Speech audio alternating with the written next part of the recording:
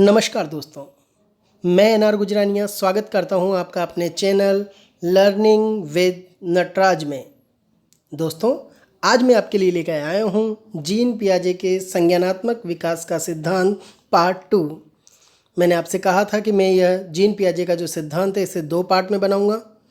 मैंने पहला वाला पार्ट पहले ही अपलोड कर दिया है, तो अगर आपने मेरा पहले वाला वीडियो नहीं देखा है तो आप डिस्क्रिप्शन बॉक्स में जो लिंक है उसे ओपन करके मेरा पहले वाला पार्ट देख सकते हैं। और मेरी रिक्वेस्ट है आपसे कि इस वीडियो को देखने से पहले आप पहले वाला पार्ट ज़रूर देखें, तभी आपको ये वीडियो और अच्छी तरह समझ में आएगा। साथ ही अगर आप जीन पियाजे के क्वेश्चन सॉल्व करना चाहते हैं तो उसका भी लिंक मैंने अपने डिस्क्रिप्शन बॉक्स में डाल दिया है।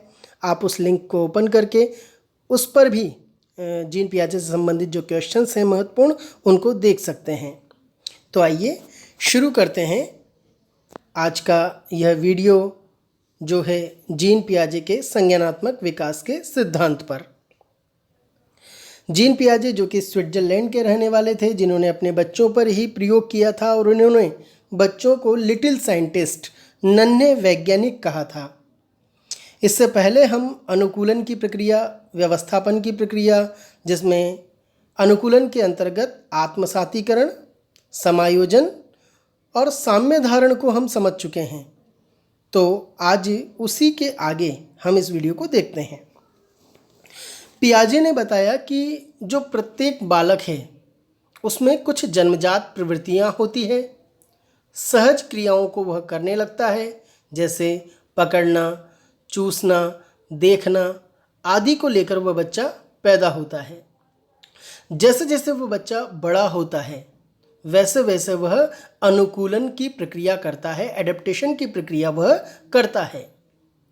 इसके कारण उसकी जो मेंटल स्ट्रक्चर है, कॉग्निटो जो डेवलपमेंट है, उसका संज्ञानात्मक संरचना जो उसकी है, जिसे हम स्कीमा कहते हैं, उसमें वांछित परिवर्तन आते रहते हैं। बालक में आयु और अवस्था विशेष के अनुसार होने वाला यह संज्ञानात्मक विकास 4 चरणों या अवस्थाओं में होता है। तो जीन पियाजे के अनुसार संज्ञानात्मक विकास की 4 अवस्थाएं होती हैं।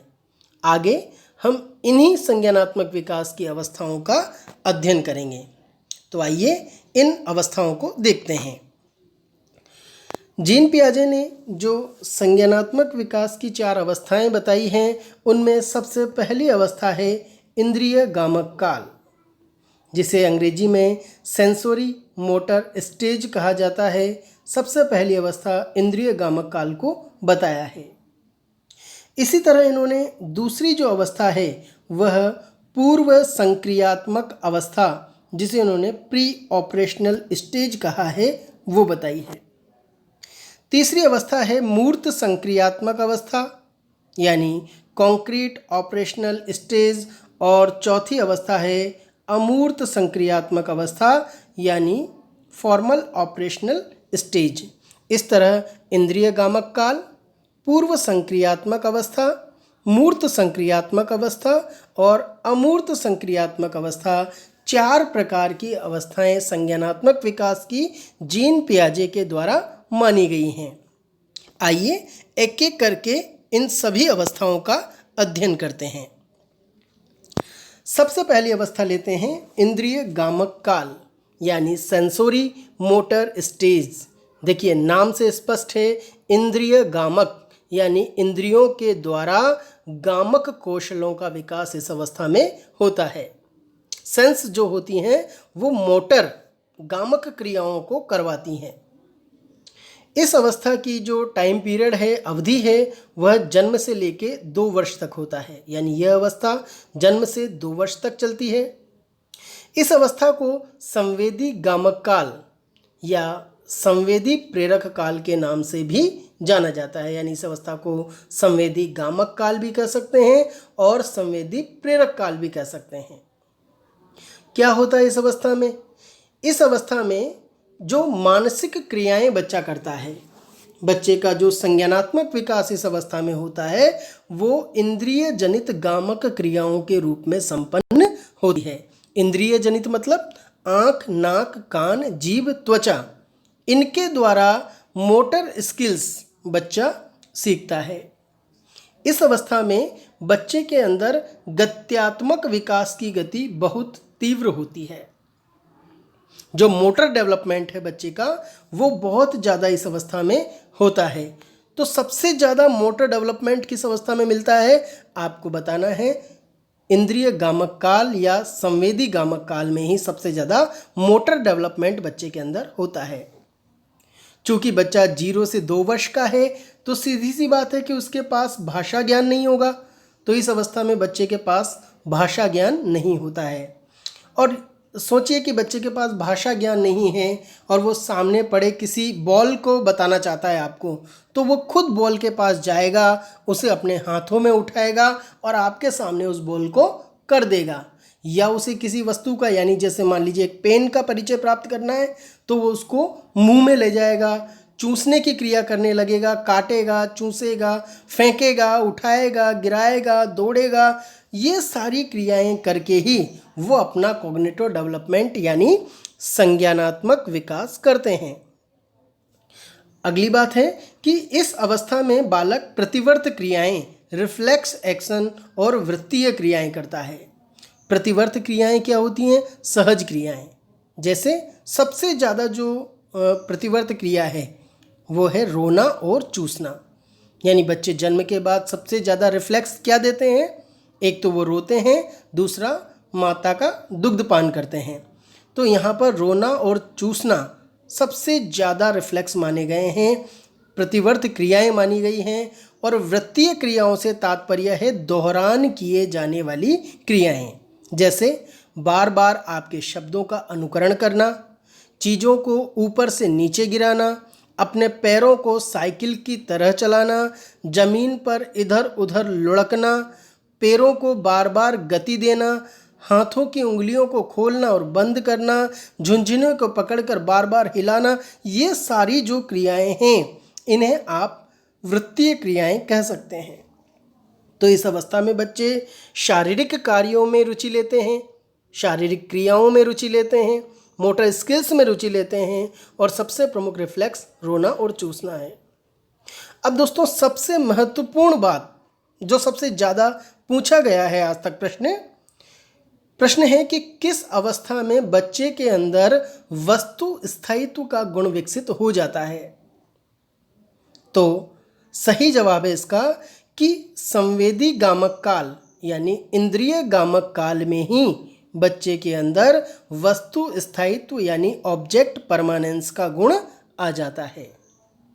तो किस अवस्था में ऑब्जेक्ट परमानेंस वस्तु स्थायित्व आ जाता है? संवेदी गामक काल यानी पहली जो अवस्था है 0 से 2 वर्ष जो पहली अवस्था है उसमें बालक के अंदर वस्तु स्थायित्व का गुण आ जाता है। आइए समझते हैं कि वस्तु स्थायित्व क्या है। एक उदाहरण से देखते हैं। एक छोटा सा बच्चा है और उस बच्चे के सामने जब कोई वस्तु आती है तो वह वस्तु उसके दिमाग में भी आ जाती है, यानी वह उस वस्तु के बारे में सोचने लगता है। लेकिन अगर वह वस्तु उसके सामने से हटा दी जाए या छिपा दी जाए तो वह वस्तु उसके दिमाग में से भी हट जाती है। यानी किसी वस्तु का अस्तित्व तब भी है जब वह हमारी आंखों के सामने ना हो। जब बच्चा इस बात को समझने लगता है तो यह गुण वस्तु स्थायित्व कहलाता है। यानी अगर कोई चीज़ दिमाग में है और सामने नहीं भी है तब भी बच्चा उसका इमेजिनेशन कर लेता है, उस चीज़ को जानता है, तो हम कह देंगे कि बच्चे के अंदर वस्तु स्थायित्व का गुण आ गया है। दोबारा सुन लीजिए परिभाषा। किसी वस्तु का अस्तित्व तब भी है जब वह हमारे आंखों के सामने ना हो। इस बात को जब बच्चा समझने लगता है तो उसमें वस्तु स्थायित्व का गुण आ जाता है। जैसे ज़्यादा छोटा बच्चा जब होता है, मान लीजिए 4 महीने का, 5 महीने का, 6 महीने का बच्चा है, उसके सामने से कोई चीज़ हटा भी देंगे तो वह उस चीज़ को नहीं ढूंढता है, क्योंकि उसे लगता है कि वह वस्तु इस संसार में एग्जिस्ट ही नहीं करती है। लेकिन जब वही बच्चा 24 माह का हो जाता है, 23 माह का हो जाता है, अगर उसके सामने से उसका खिलौने को छिपा दिया जाए, जैसा कि आप देख रहे हैं इस खिलौने को यहाँ से छिपाया जा रहा है, तब भी उसके दिमाग में वह वस्तु बनी रहती है। वह आपके पीछे आसपास आके उस वस्तु को ढूंढता रहता है। अगर ऐसा हो रहा है तो बच्चे के अंदर वस्तु स्थायित्व का गुण आ गया है। तो इसे कहते हैं वस्तु स्थायित्व। अगली जो स्टेज है, दूसरी जो अवस्था जीन पियाजे ने बताई है, वो है पूर्व संक्रियात्मक अवस्था, यानी प्री ऑपरेशनल स्टेज। इस अवस्था की जो अवधि है वह इन्होंने 2 से 7 वर्ष तक बताई है। इसको लेकर भी, अवस्थाओं के नाम को लेकर और टाइमिंग को लेकर भी दोस्तों बहुत प्रश्न आ चुके हैं। तो इस पर आप गौर करें कि इस अवस्था की जो अवधि है वो 2 से 7 वर्ष तक बताई गई है। इस अवस्था को परिवर्तन या खोज की अवस्था या वैचारिक उदय का काल भी कहा जाता है। आप इसे परिवर्तन या खोज की अवस्था भी कह सकते हैं और वैचारिक उदय का काल भी इस अवस्था को कहा जाता है। इस अवस्था को 2 भागों में बांटा जा सकता है। जो पूर्व संक्रियात्मक अवस्था है इसे 2 भागों में बांटा जा सकता है। पहला पूर्व संप्रत्यात्मक अवस्था 2 से 4 वर्ष, और दूसरी अंतः प्रज्ञात्मक चिंतन काल, जिसे अंतर्दर्शी अवस्था भी कहा जाता है, 4 से 7 वर्ष तक यह चलती है। तो आप देखेंगे 2 से हो गया 7 वर्ष, यानी ये दोनों स्टेज मिलाकर पूर्व संक्रियात्मक अवस्था बनती है। क्या क्या विशेषताएं होती है इस अवस्था में? परीक्षा में सबसे ज़्यादा जो आपको ध्यान रखना है वो है उस अवस्था की विशेषताएं। उसी के आधार पर आप प्रश्नों को सॉल्व कर पाएंगे। सबसे पहली चीज, पूर्व संप्रत्यात्मक, जैसा कि इसका नाम है, इस अवस्था में बालक को अवधारणात्मक ज्ञान अर्थात संप्रत्यय का ज्ञान नहीं होता है। कॉन्सेप्चुअल नॉलेज बच्चे के अंदर बिल्कुल नहीं होती है और भाषा का अधिकतम विकास इसी अवस्था में होता है। बच्चा सबसे ज़्यादा जो भाषा सीखता है, देखिए इससे पहले जो इंद्रिय गामक काल थी उसमें तो बच्चा भाषा सीखता ही नहीं है। तो सबसे ज़्यादा जो भाषा का विकास बच्चे के अंदर होता है वह पूर्व संक्रियात्मक अवस्था में ही होता है। प्रश्न आ जाए कि बच्चे का सर्वाधिक भाषा का विकास किस अवस्था में होता है, तो पूर्व संक्रियात्मक अवस्था में सबसे ज़्यादा विकास होता है बच्चे का।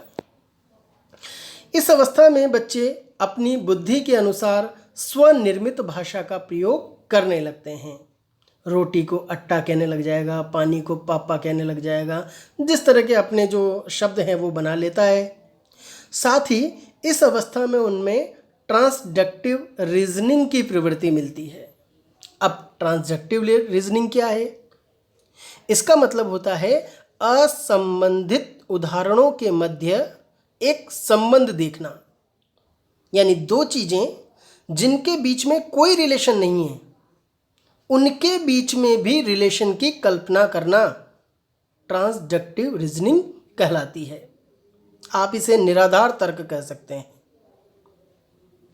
यानी न तो आप आगमन तर्क का प्रयोग कर रहे हैं और न ही निगमन तर्क का प्रयोग कर रहे हैं। इस तरह की जो रीजनिंग होती है उसे ट्रांसडक्टिव रीजनिंग कहा जाता है। जैसे बच्चा ये सोचता है कि मेरे पास बंदर का खिलौना है इसलिए हमारी छत पर बंदर आया है। अब देखिए, एक बच्चा यूँ सोच रहा है कि भाई मेरे पास बंदर का खिलौना है इसलिए हमारे छत पे क्या आया है, बंदर आया है। या यूँ कह लीजिए कि वह किसी भी चीज़ में, आज मैंने मोर की कहानी पढ़ी थी इसीलिए आज मैंने मोर को देखा। वो कोई भी चीज़ किसी भी चीज़ से जोड़ देगा, बिना तर्क ही संबंध बनाने की कोशिश करेगा, तो इसे ट्रांसडक्टिव रीजनिंग कहा जाता है। ये इस अवस्था में रहती है। बिना किसी आधार के वो विभिन्न चीज़ों के मध्य संबंध को जोड़ने लगता है।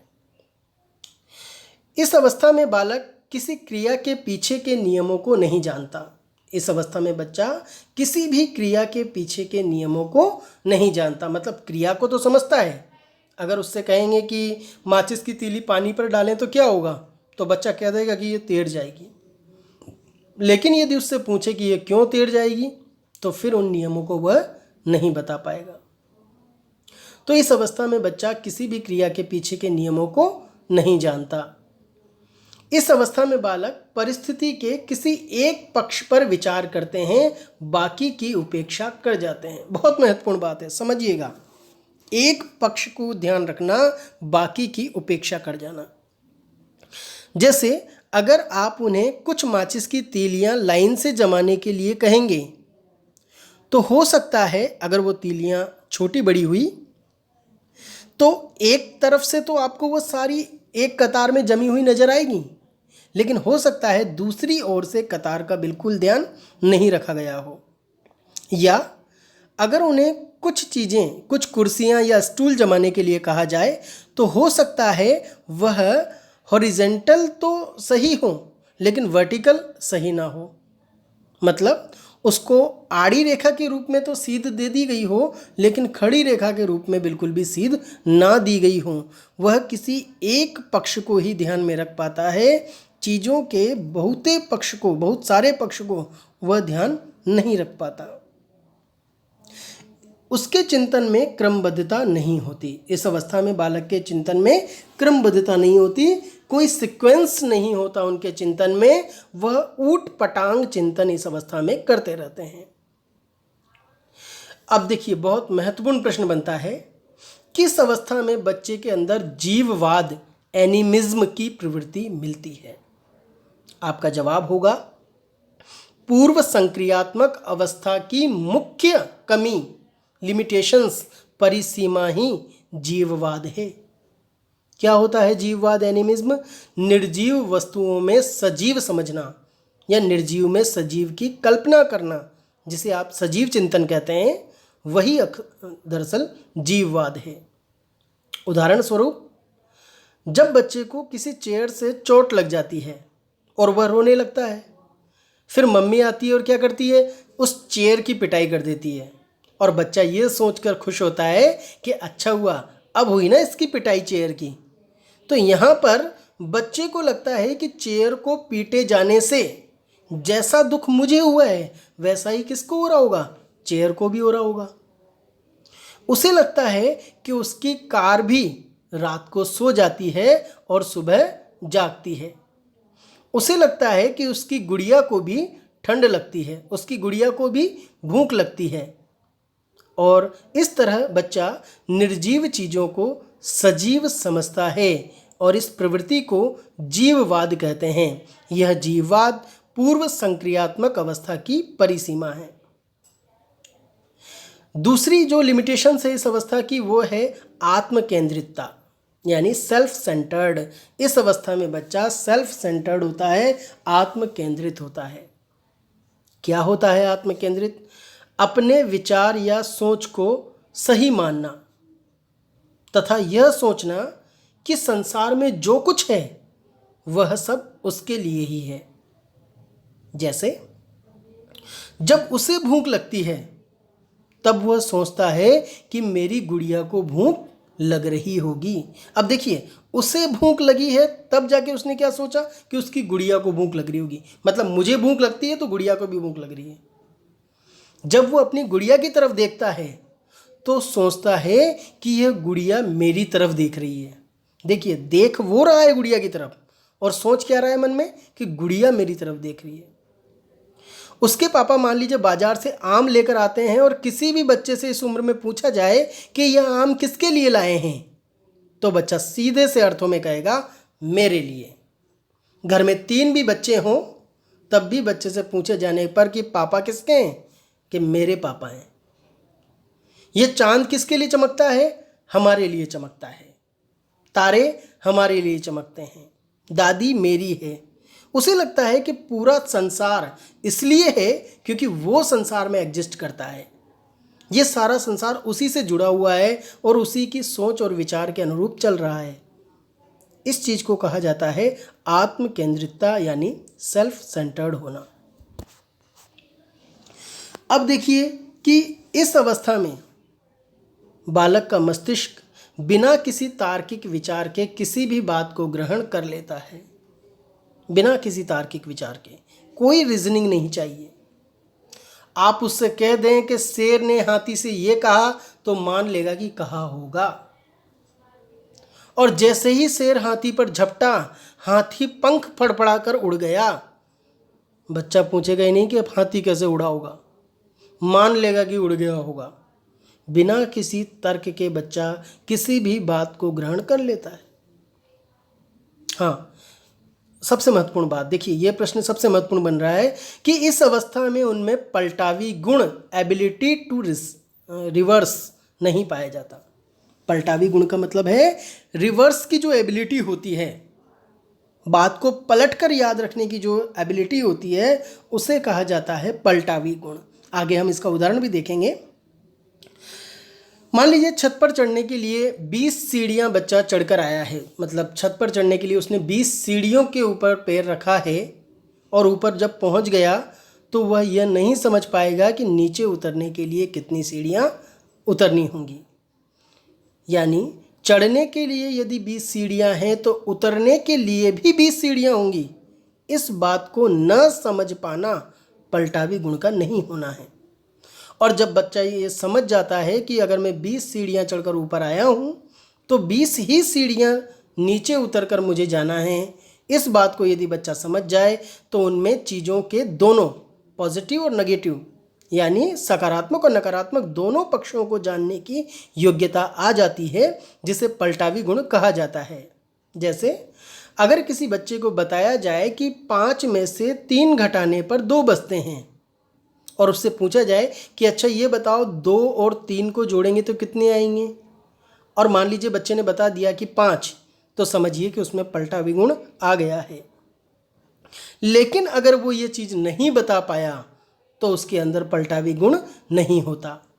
तो सबसे देखिए, याद रखिएगा इस बात को कि पूर्व संक्रियात्मक अवस्था में बच्चे के अंदर पलटावी गुण नहीं पाया जाता। दोबारा सुनिए, नहीं पाया जाता। फिर कब पाया जाता है? अगली जो अवस्था आएगी, मूर्त संक्रियात्मक अवस्था, उस अवस्था में पलटावी गुण आएगा। इस अवस्था में बच्चे के अंदर संरक्षण यानी कंजर्वेशन का गुण भी नहीं पाया जाता। ये भी बहुत महत्वपूर्ण प्रश्न, कितनी बार प्रश्न आ चुका है इससे। संरक्षण क्या होता है? वस्तुओं को उनकी संख्या व परिमाण के संदर्भ में सही रूप में समझने की शक्ति। यानी किसी वस्तु में परिवर्तन होने पर क्या तो बदलता है और क्या नहीं बदलता, इस बात को समझ पाना ही संरक्षण है। जैसे बच्चे द्वारा यह समझना कि द्रव को विभिन्न पात्रों में डाले जाने पर आकार भले ही बदले पर आयतन नहीं बदलता। अगर बच्चा इस बात को समझ जाता है तो उसके अंदर संरक्षण, कंजर्वेशन का गुण आ जाता है। लेकिन मैं यहाँ फिर से बता दूं कि इस अवस्था में उनके अंदर यह गुण नहीं पाया जाता। आगे मैं उदाहरण के द्वारा यह बात बिल्कुल स्पष्ट कर दूंगा आपके सामने कि इस अवस्था में संरक्षण का गुण नहीं होता है। चलिए उदाहरण के द्वारा समझते हैं पलटावी गुण को। एक बच्चा है जो घर से विद्यालय जाता है, तो जब वो घर से स्कूल जाता है, देखिए ये बच्चा है, घर से स्कूल पहुंच गया और सोचता है कि घर से स्कूल 2 किलोमीटर है। इसे पता लग गया कि घर से स्कूल की जो दूरी है वो 2 किलोमीटर है। अब स्कूल टाइमिंग के बाद ये बच्चा वापस घर जाता है, लेकिन यह नहीं समझ पा रहा है कि स्कूल से घर पता नहीं कितनी दूर है। मतलब ये तो जान रहा है कि घर से स्कूल 2 किलोमीटर है, पर यह नहीं समझ पा रहा है कि स्कूल से घर भी 2 किलोमीटर है। इस बात की समझ इसके अंदर नहीं है। तो इसका मतलब बच्चे के अंदर पलटावी गुण नहीं आया है, पलटकर याद रखने का गुण बच्चे के अंदर नहीं आया है। तो पलटावी गुण का मतलब हुआ किसी चीज़ के सकारात्मक पक्ष को तो समझना, लेकिन उसी चीज़ के दूसरे नकारात्मक पक्ष को नहीं समझना, यानी रिवर्स उस चीज़ को नहीं समझना। वायुमंडल में ऊंचाई पर जाने पर वायुदाब कम होता है, ये बात तो समझ में आ गई, लेकिन साथ ही ये भी समझ में आ जाना चाहिए कि जो जो हम नीचे आएंगे तो वायुदाब बढ़ेगा। लेकिन अगर बच्चा इसे नहीं समझ पा रहा है तो उसके अंदर पलटावी गुण नहीं है, पलटकर याद रखने का गुण, एबिलिटी टू रिवर्स। तो आपको समझ में आ गया होगा इस उदाहरण से। अब संरक्षण को भी एक बार समझ लेते हैं कि संरक्षण क्या होता है एक अच्छे उदाहरण के माध्यम से। देखिए, ये उदाहरण मैंने बनाया है आपके लिए, अलग अलग तरीके से आपको पूरा संरक्षण समझ में आ जाएगा यहाँ पर। जैसे सबसे पहले संरक्षण के प्रकार में हम देखते हैं द्रव की स्थिति।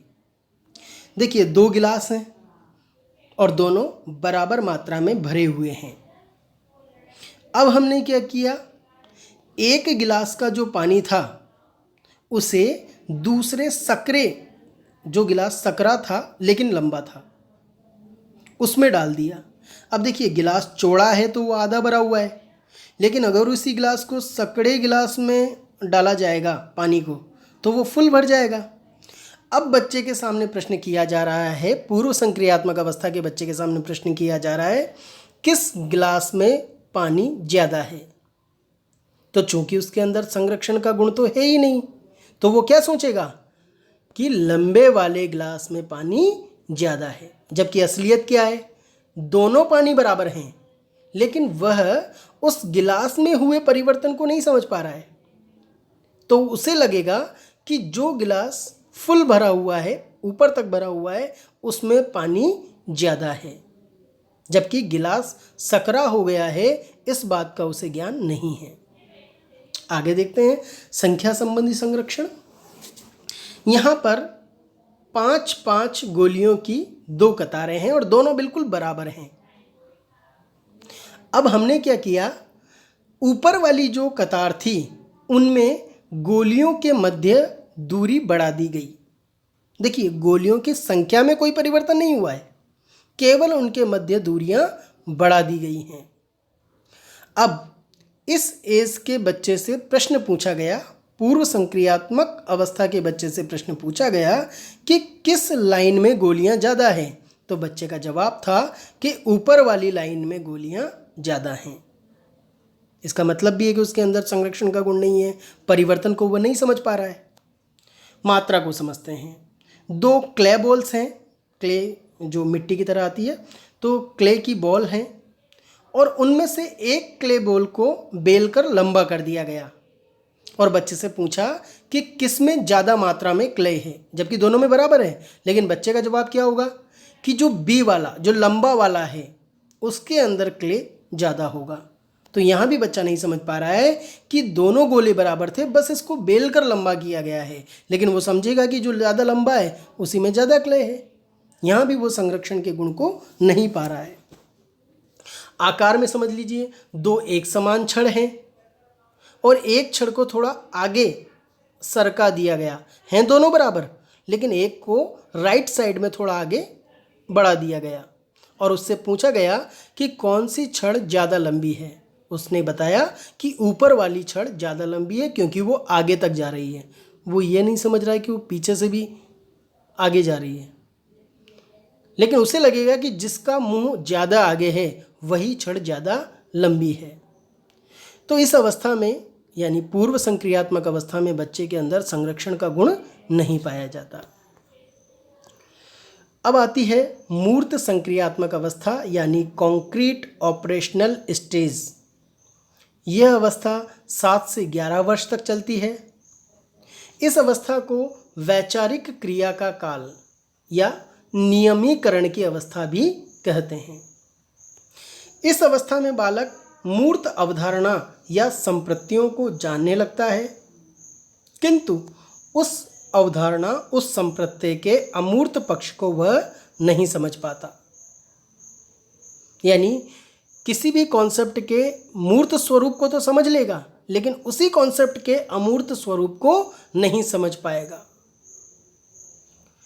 अगर सूर्य ग्रहण की घटना को शाब्दिक रूप से बच्चे को समझाया जाए कि सूर्य ग्रहण किस प्रकार से होता है, तो उसे शब्दों के माध्यम से समझ में नहीं आएगा।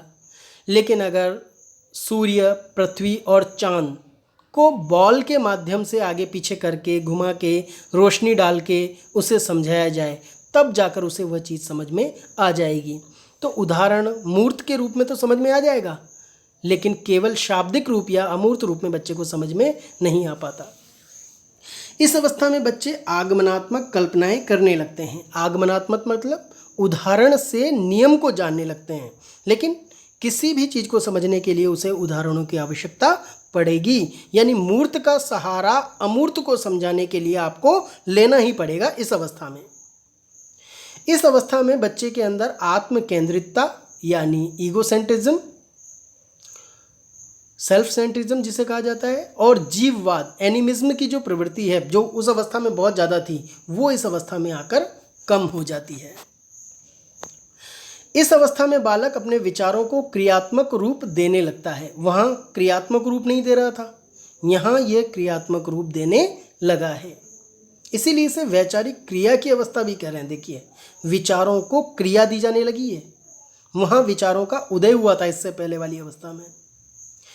अब चूंकि इससे पहले वाली अवस्था में संरक्षण और पलटावी गुण नहीं था, अब देखिएगा यहाँ पर बालक में संरक्षण और पलटावी गुण की योग्यताएं यहाँ पर आ जाती हैं।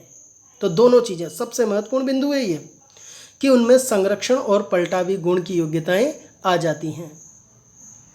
अब उनमें संबंध, दो चीज़ों के मध्य संबंध खोजना, जैसे कपड़े और कैंची का क्या संबंध है। श्रृंखलाबद्धता, मान लीजिए आप उन्हें कुछ चीज़ें देते हैं तो सीरियल से उनको लगा सकते हैं, एक श्रृंखला से उनको लगा सकते हैं। साथ ही वर्गीकरण करना चीज़ों का, मान लीजिए माँ बाज़ार से सब्जियां लेकर आई हैं और फल लेकर आई हैं, तो बच्चा सब्जियों को एक तरफ जमा देगा और फलों को दूसरी तरफ जमा देगा। ये चीज़ कहलाएगी वर्गीकरण। विभेदीकरण, दो चीज़ों के मध्य अंतर करने की योग्यता उसमें आ जाती है। अनुरूपीकरण, जोड़े बनाना, मान लीजिए जैसे जूतों के पास मोजे रखे जाते हैं, जब भी बच्चा अपनी अलमारी जमाता है तो पैंट के पास शर्ट रखता है, तो हमेशा पेंसिल और कटर और रबर एक ही जगह रखे जाते हैं, क्योंकि उसे पता है कि जब भी इस्तेमाल की ज़रूरत होगी इन तीनों को साथ ही इस्तेमाल किया जाएगा। तो ये कहलाता है अनुरूपीकरण, कॉरस्पॉन्डेंस जिसे कहते हैं। ये योग्यताएं भी उसके अंदर आ जाती हैं। उनमें स्थानिक सोच यानी स्पेटियल रीजनिंग जो होता है उसकी योग्यता भी, स्थान, विस्तार, दिशाओं की समझ भी उसके अंदर आ जाती है।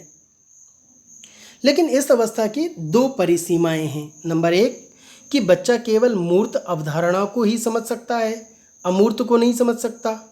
केवल मूर्त ही समझ में आएगी उसको, अभी अमूर्त समझ में नहीं आएगी। और दूसरी, उसके चिंतन में क्रमबद्धता नहीं मिलती। तो ये दो लिमिटेशंस हैं इस अवस्था की कि एक तो वह अमूर्त को नहीं समझ सकता, दूसरा चिंतन में क्रमबद्धता नहीं मिलती। अब चलते हैं अंतिम अवस्था की ओर, जो है अमूर्त संक्रियात्मक अवस्था, चौथी अवस्था, जिसे फॉर्मल ऑपरेशनल स्टेज कहा जाता है। सबसे पहले आपको टाइमिंग ध्यान रखनी है, 11 से ऊपर।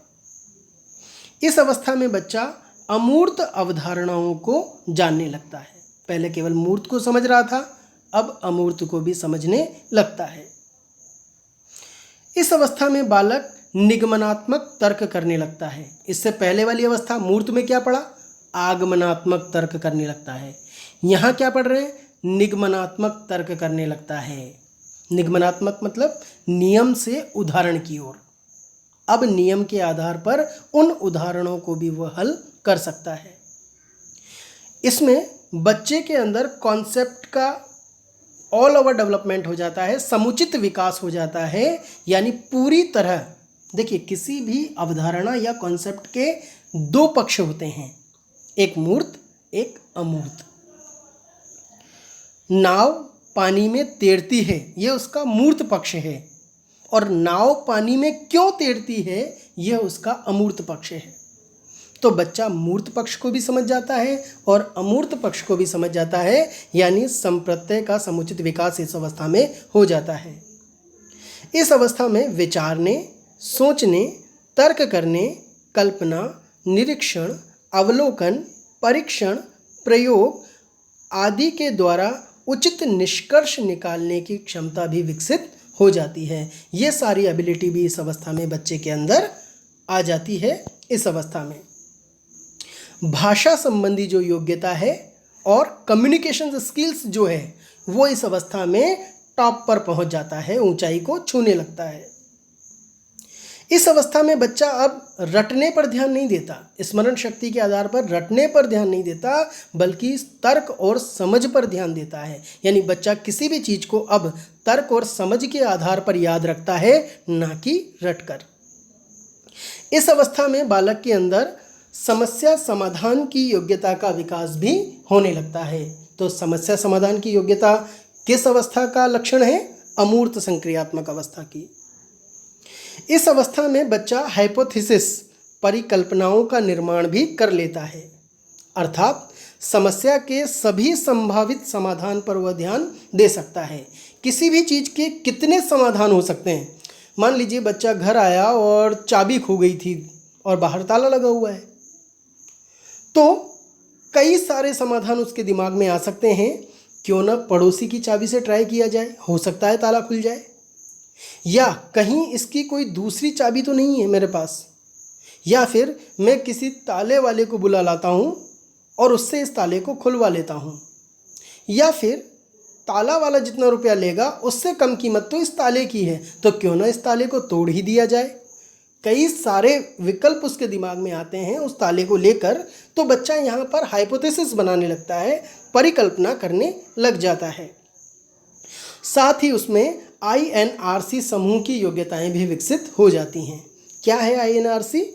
आई का मतलब है आइडेंटिफिकेशन, यानी बच्चे में पहचान की योग्यता, किसी भी चीज़ को पहचानने की योग्यता उसके अंदर विकसित हो जाती है। N मतलब निगेशन, वह निषेध कर सकता है, मना करने की योग्यता भी उसके अंदर आ जाती है। रेसिप्रोकल R यानी पारस्परिकता बिठाने की योग्यता भी उसमें आ जाती है। साथ ही कॉरिलेशन यानी सह संबंध आपस में जोड़ने की जो योग्यता है वो भी उसके अंदर इस अवस्था में आ जाती है। और इस तरह इस अवस्था के अंदर बच्चे का संपूर्ण संज्ञानात्मक विकास हो जाता है। इस तरह जीन पियाजे ने अपने संज्ञानात्मक विकास के सिद्धांत में 4 अवस्थाओं को बताया है। तो दोस्तों, ये थी जीन पियाजे का संज्ञानात्मक विकास का सिद्धांत। अगर मेरा वीडियो आपको अच्छा लगा हो तो इसे लाइक करें, शेयर करें और सब्सक्राइब करें मेरे चैनल लर्निंग विद नटराज को।